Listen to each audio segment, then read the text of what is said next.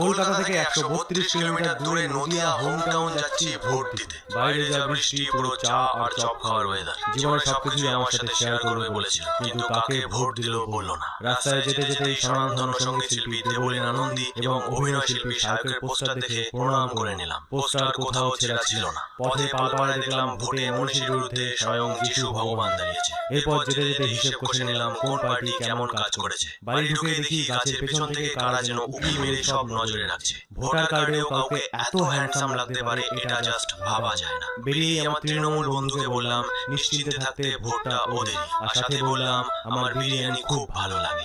এরপর বিজেপি বন্ধুকে ভরসা দিলাম আসলে অন্য কোথাও ভোট দেওয়ার কথা জাস্ট ভাবাই যায় না, আর সাথে বললাম আমার রসগোল্লা খুবই ভালো লাগে।